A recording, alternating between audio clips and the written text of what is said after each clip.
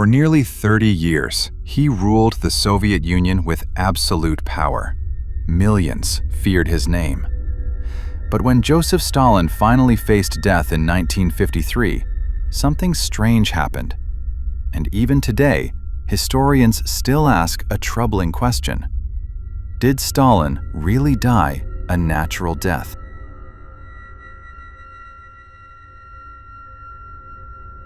Joseph Stalin became one of the most powerful and controversial figures of the 20th century.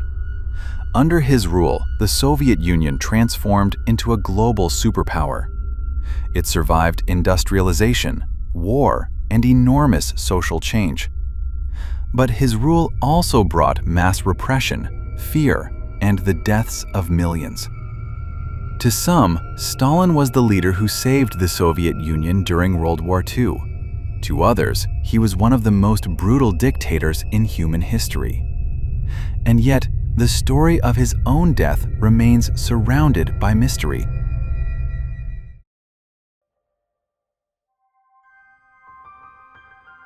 On March 1, 1953, Stalin was staying at his country residence in Kuntsevo, near Moscow.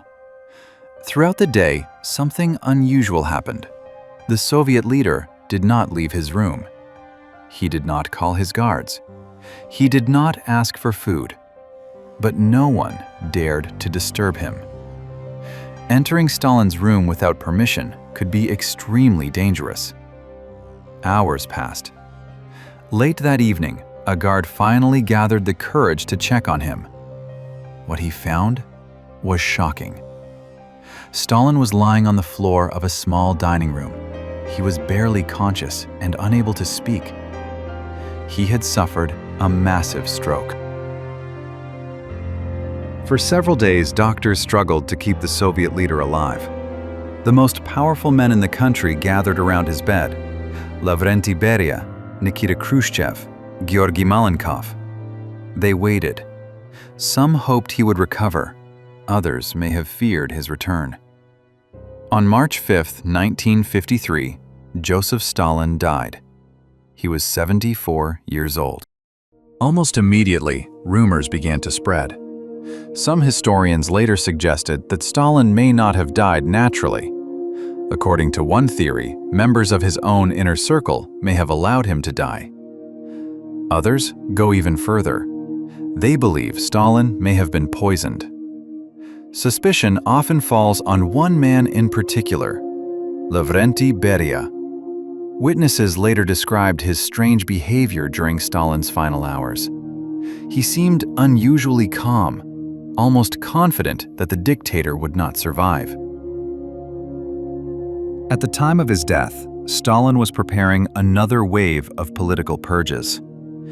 Many of his closest allies feared they might be the next targets. If that was true, removing Stalin could have been an act of self-preservation, a desperate move to survive.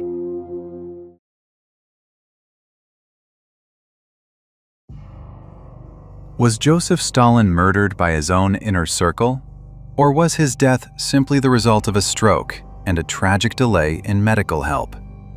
Historians continue to debate this question, but one fact remains deeply ironic. The man who ruled through fear and absolute control spent his final hours powerless, silent, and alone. And in the end, he may have become the last victim of the system he created.